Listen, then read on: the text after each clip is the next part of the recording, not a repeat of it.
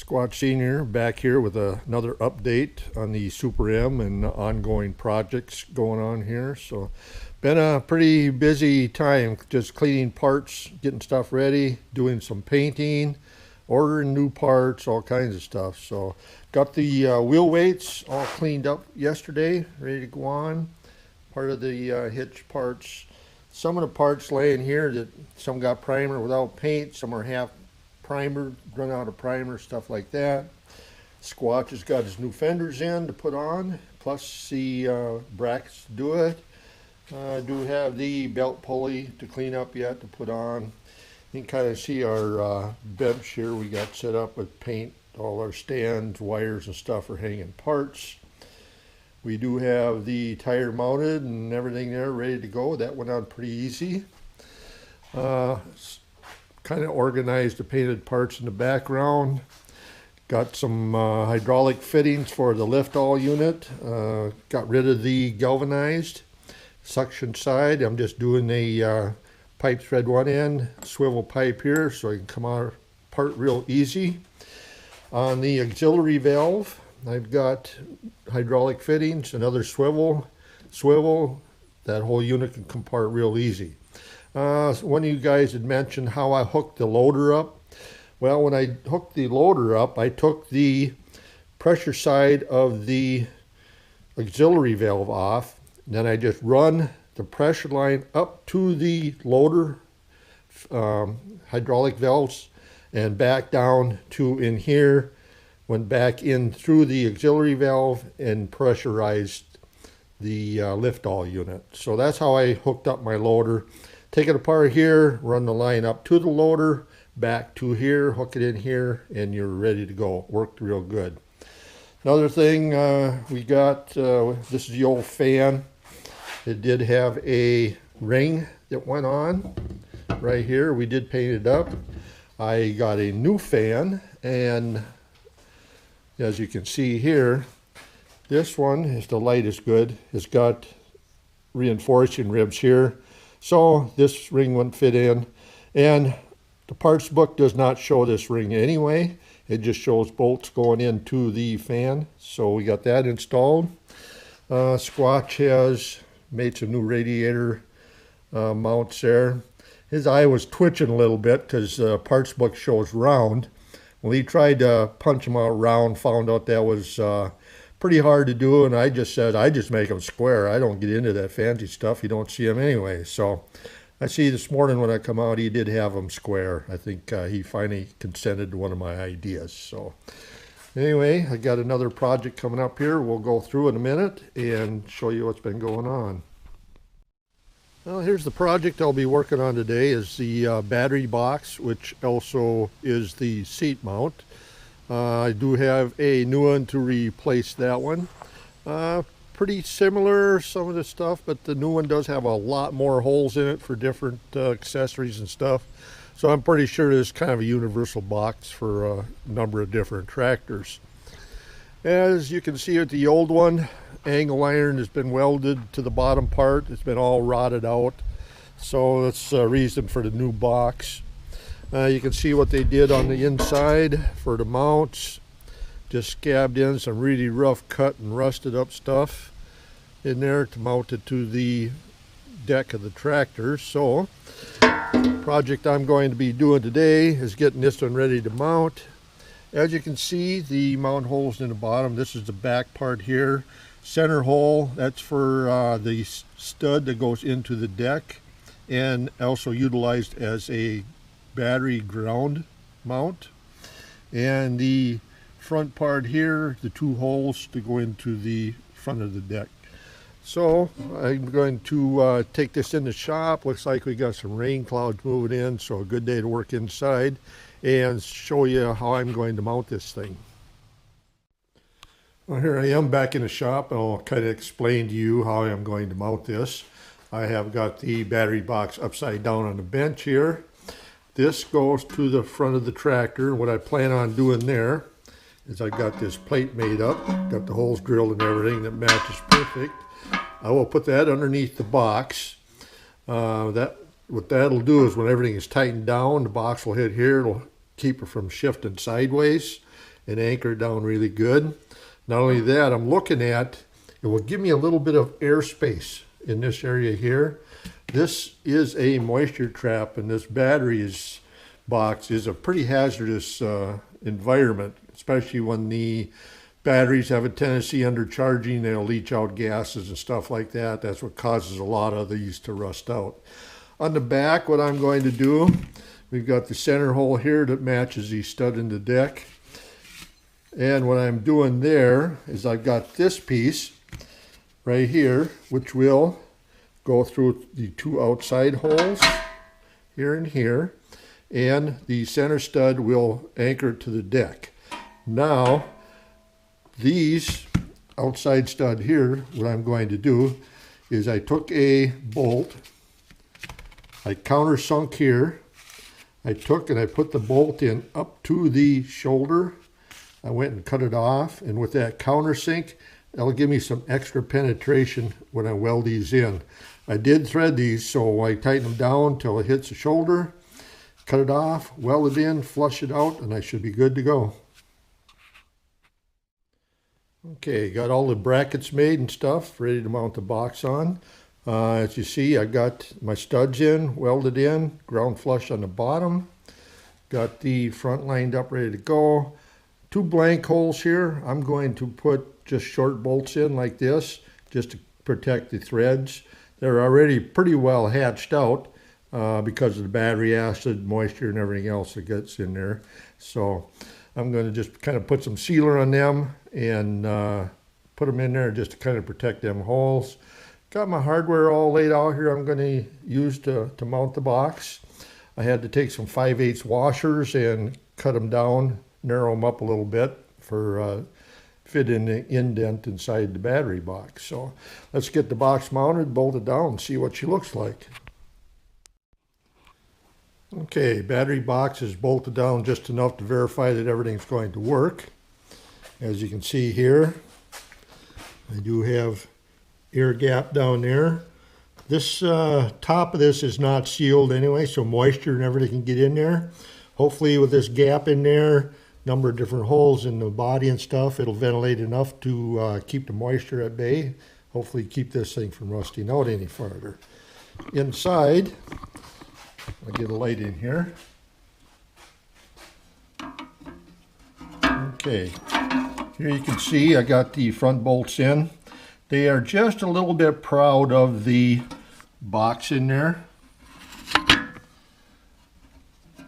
You can see it's just above. I don't really like it above the deck, although for the battery, I don't want that rubbing on the battery. I may take the lock washers out. I'm going to seal these anyway to keep the moisture out. In the back, I've got the outside ones all anchored down, and that center stud bolt there for anchoring down and everything. You'll see it's a little bit high. That length is yet to be determined in there because I got some spacers. The battery cable will fasten into there and stuff. And you can see on the outside here where I'm definitely going to have to make a spacer in there to so that doesn't crush my cross piece in. So anyway, I'm pretty confident that's going to work for this battery box. Next up is sandblasting all the CAD coating off the hardware and stuff so paint sticks to it, and finish up the prep. So that is the mounting of the battery slash seat box. Well, next up is going to be putting the battery cover on and all the seat bracketry that bolts to it. As you can see, I've been doing lots of cleaning. It's probably been the hardest stuff I've cleaned up on the whole project. Seems to me like underneath the battery cover and stuff, a lot of rust. This part usually is pretty well exposed to the elements, so and a lot of little corners and nicks and stuff to address. I'm going to upgrade this from the M seat, basically your letter style seat, to the number styled seat, which flips back. Anyway, that's probably going to be the next. As you can see, got a new shock for it, got all the hardware cleaned up, ready to go. That's pretty well prepped for paint already. And the spring was another issue that was kind of a tough one to clean, but we got her with sandpaper and stuff like that. So next up, probably we'll be doing a video on this seat rebuild. A lot of pins and stuff I got to redo, stuff like that. So anyway, thanks for watching, guys. All right, everybody, time for me to take over. So we've got a lot of parts on the table right here that are going to end up on the tractor here shortly. So I need to begin with putting the radiator onto the front bolster. So we have the various hardware for that, flat washers. We have these castellated nuts, a couple of insulator springs, insulator pads, and then we'll work our way on down to this brace, all of these bolts, the fan shroud. We'll get onto that mud guard, and then after that we can start getting the front axle bracket put under there. So let's get going. So I'll begin by placing the shroud around the fan.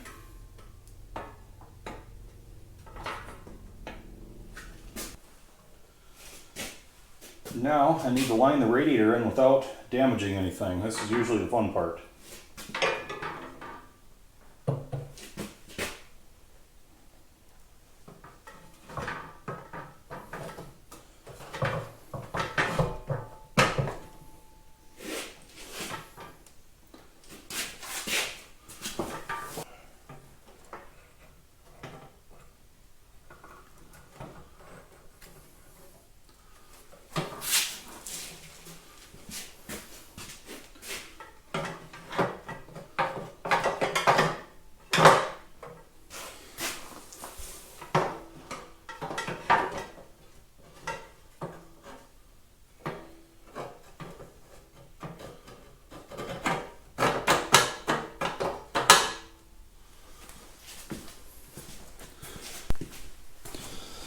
Alright, hardware to secure that shroud. We should need these little 1/4 inch lock washers and nuts right here.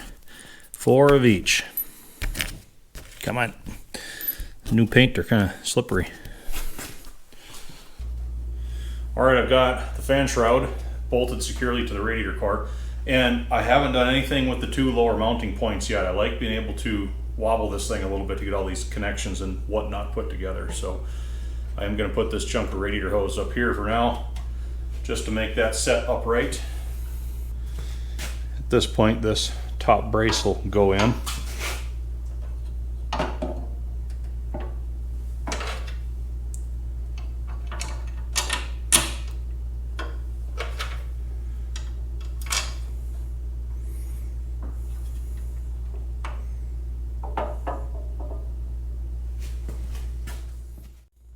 Okay, so I got this upper brace tightened down both sides.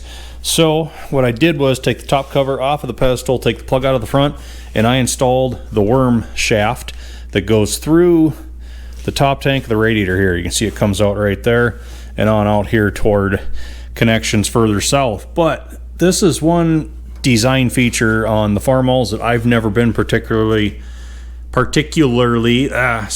impressed with, because to me it's just, well, it's just an opportunity for more leak points. I know Senior had some trouble on his 350 diesel where this would actually rub in here, and it caused him a couple of coolant leaks over the years. He was in there soldering and repairing on it when I was a kid. I remember that much. But anyway, I'm going to have the shaft in place so that when I make the connections permanent up at the top and then down at the bottom down here, and then do the finalization for the position of this thing, I can verify that this is not going to contact any of the passage in that top tank. So that's just kind of an extra little step I like to do.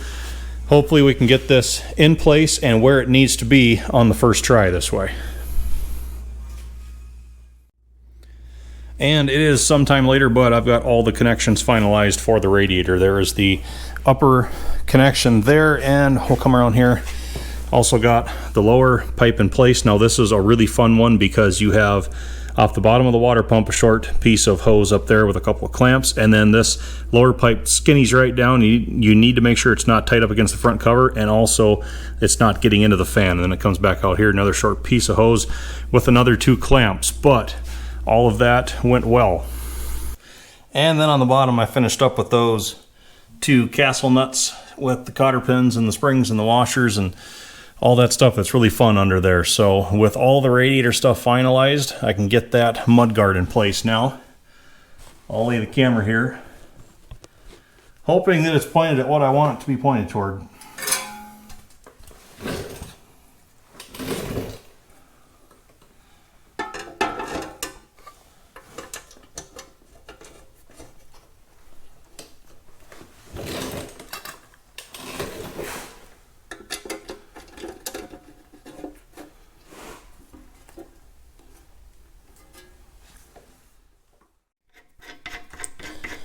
So now I'm just finishing up loosely installing the aftermarket Norden axle front bracket to the axle frame itself. And after the mud guard was installed, I got the drop down for the steering drag links installed in the bottom of the pedestal. So I think we're going to try putting the axle assembly under the front end with the forks on the Kubota.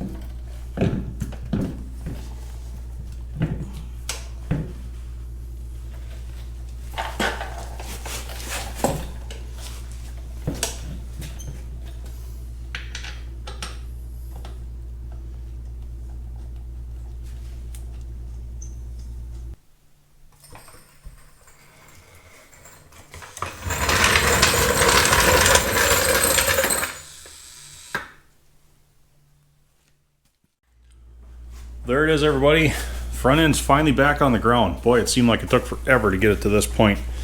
So basically, mudguard went on. I rolled right into putting the axle underneath, and then I rolled right into putting the wheels on. I rolled right into getting the wheels on the ground. Then I rolled right into installing the drag links with tie rod ends.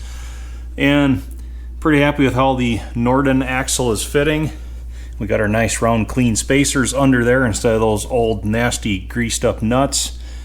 The mud guard is fitting well down there. Have a look at the front. Other side.